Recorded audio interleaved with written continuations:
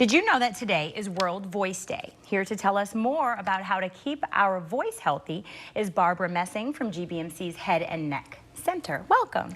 Good morning. Thank you. Well, thank you for being here. So can you explain to us what World Voice Day is?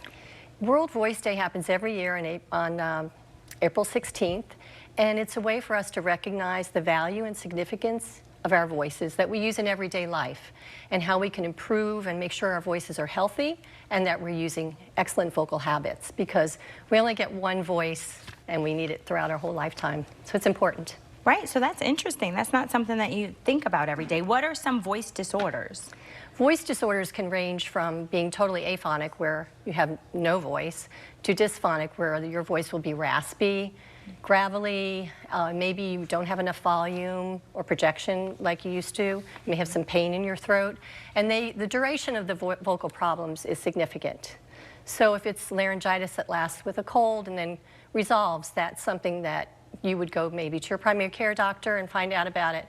But if it's longer in duration, then you should seek an evaluation by an ear, nose, and throat doctor or a laryngologist. So what are some of those signs? Let's say you haven't been sick. What are some signs of a vocal problem?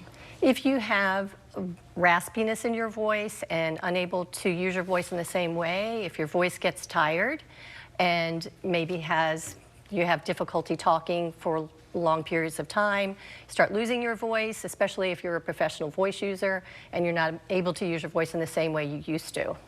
So can you outline a few of the health and hygiene strategies for your voice? Yes, certainly.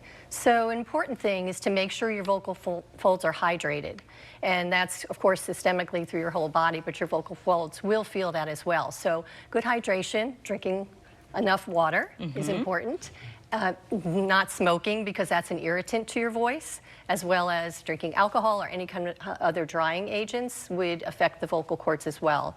Making sure you get enough sleep, because sleep is important, and then practicing good vocal hygiene and not providing impact to your voice, your vocal cords in hard ways, such as throat clearing, hard throat clearing, or coughing would do, because that could actually damage the edges of your vocal cords and cause bumps and lumps that you don't want to have happen there.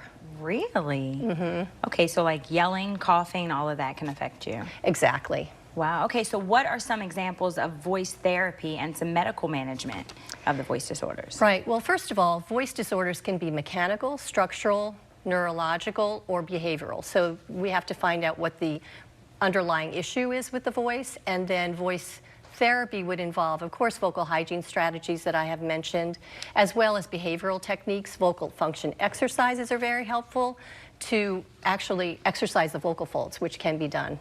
And so where should people go if they think that they have a problem? If you think you have a problem, you should seek a laryngologist and a vocal clinician that would be able to accurately or be able to evaluate your voice in the best manner. So they would do a stroboscopy, which would be to look at your vocal cords and see how they're functioning, and do acoustical analysis of your voice to see where some problems may be occurring.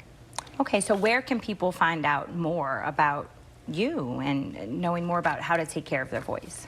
Well, our center is the Greater Baltimore Medical Center, Johns Hopkins Voice Center at GBMC, and they can go online, www.gbmc.org/voice, or call our center's number to get an evaluation and seek advice.